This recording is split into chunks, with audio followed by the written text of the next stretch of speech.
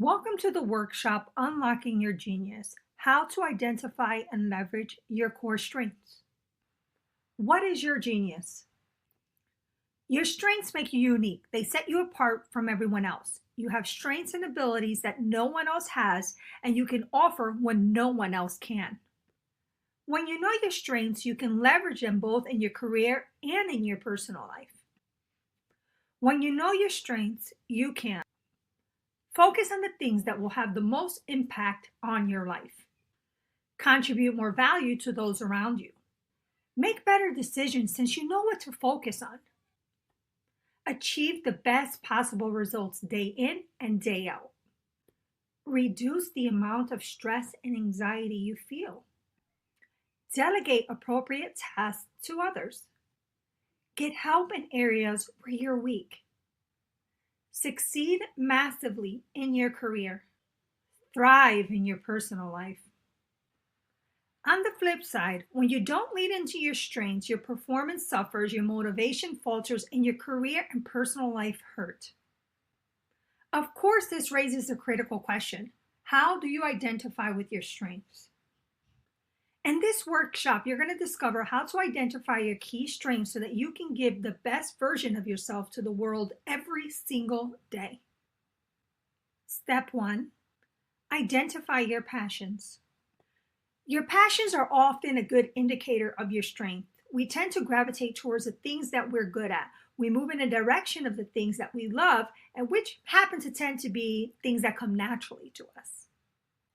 Identifying your passion is the first step into identifying your strength. The truth is, you're probably most passionate about the things you're best at. Think of your passion like an oasis in the desert. Just like an oasis indicates the presence of water, your passion often indicates the presence of strength. Ask yourself these questions to identify your passion. What would I do freely, simply, just because I love it? What gets me most excited? What do I care about the most? What activities are totally immersive for me? If I can do anything at all in the world, what would it be? What do I think about the most? Take the time to work your way through these questions. Try to get to the core of what makes you tick. Seek to identify the things that set you on fire and get you really pumped up. Step 2, it's important to ask others for input. That is why it's critical to seek input of others when working to identify your strengths. Ask questions like, what am I best at? What unique skills and talents do I have? What do you appreciate about me? When do I do my best work? What circumstances bring out the best in me? What sets me apart from others? Tell them to be honest with you. Your goal is to get a clear, full picture of yourself. Hearing the input of others will help you start to get a sense of your true strengths. Step 3, evaluate the requests you regularly receive. Why is it that people are always asking you for help in these particular areas? These requests from others are an indicator of your strengths. What sorts of advice do people ask you again and again? Step 4, determine which qualities you most admire about yourself. For example, let's say you don't give up on things so easy when things get tough. When working on a project, you refuse to stop until it's finished. It doesn't matter what obstacles you encounter, you simply won't give up. Or maybe you're very consistent when it comes to going to the gym. You never miss a day, even when the weather is bad or you don't feel well. You are absolutely committed to going to the gym and nothing is going to stop you. So ask yourself these questions. What admirable qualities do I possess? If I had to list my top 3 characteristics, what would they be? What am I most proud of in myself? What key qualities define who I am? If I had to describe myself in a sentence, what would it be? As you answer these questions, you should begin to see certain qualities emerge which you really appreciate. Pay attention to these qualities, for these often indicate your strengths. Step 5.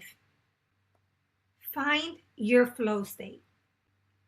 Flow state occurs when you are so immersed in a particular task or project that you lose all sense of time. You are focused on what you're doing and nothing can distract you.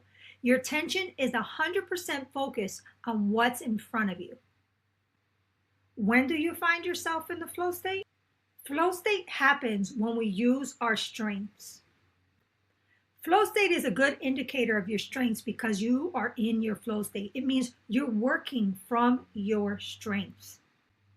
Step 6. Identify your role models.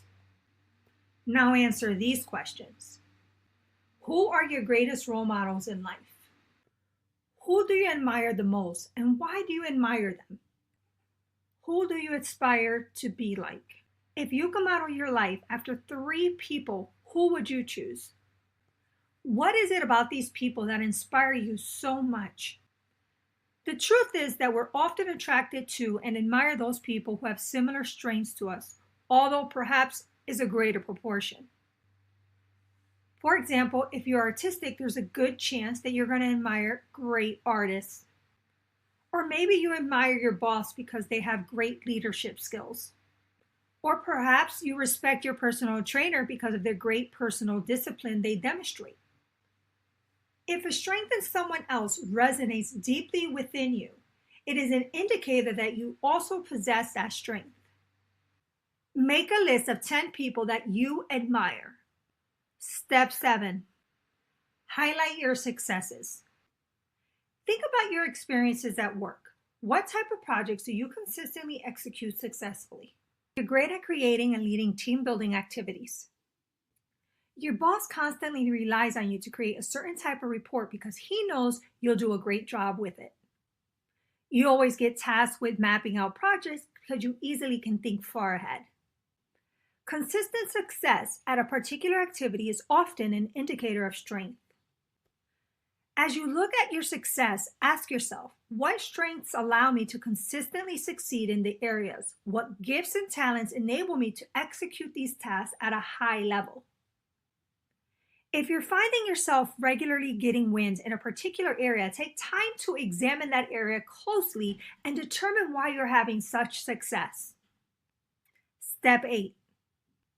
Evaluate your upbringing. Now think back to when you were a youth.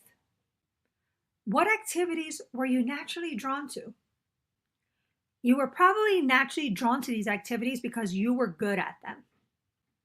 Now think back to your schooling. Did any subjects come naturally to you? Why do you think that you were able to handle those subjects so easily? Maybe it's because you could think in a high logical fashion, which made math seem simple. Maybe you were able to grasp the big picture, which made history a breeze. Maybe you can easily articulate different concepts, which allowed you to crank through any essay. The thing that you naturally excelled at during your youth are indicators of your inherited strengths. Step 9. Identify what interests you. Because our interests often align with our strengths, we are strong in a particular area. We also are interested in subjects related to that area. So, what subjects are you constantly interested in? Are you always studying? Are you studying leadership? Are you studying entrepreneurship? Are you studying organization? Are you studying creativity? Are you studying about relationships? Are you studying about health? Another way to identify your interest is pay attention to what you're consistently talking about. Step 10. Discover what you dislike. By identifying your weakness, you can more clearly identify your strengths. The truth is that weakness and strength are often 2 sides of the same coin. Being weak in one area means that you'll be strong in another. So ask yourself these questions. What sorts of tasks do you highly dislike? What would you delegate if you could? When do you find yourself procrastinating? What task gives you the most trouble? When do you find yourself most frustrated? These questions should help you determine the task you hate the most, which should then help you identify all of your weaknesses. Step 11. List your proudest accomplishments. The things that fill us with the most pride are often closely tied to our strengths. Now make a list of 10 things you accomplished throughout the course of your life that you're really proud of. Maybe you taught yourself how to use Photoshop. Maybe you wrote a book. Maybe you helped someone achieve a much healthier body. Maybe you created a gorgeous website. Maybe you significantly grew your social media following. Maybe you climbed a mountain. Maybe you ran a marathon. If you've created a list of accomplishments, look for a pattern in the themes. Maybe you'll see a common theme of creativity, leadership, or organizational skills. Maybe you'll discover that the grit and determination areas that are the most common thread. Or maybe you'll see that you have the ability to analyze and synthesize a lot of data. Step 12. Analyze your values. The reality is that we tend to place a high value on the things we are particularly strong at. Your values are often a mirror of your strength. The things that you prize the most are probably also some of your greatest strengths. So ask yourself, what things are most important to me? Ask yourself, what values defines who I am? Ask yourself, what values do I prize in others? Ask yourself, if I were going to hire a personal assistant, what traits would I want them to possess? Ask yourself, if you can change one thing in a community, what would it be? Once you've identified your core values, see if it matches up with the corresponding strengths in your life. How to grow your strengths. Take training. Consider taking training that will push you to the best version of yourself. If you work in an office, ask your supervisor if they will provide you with the training.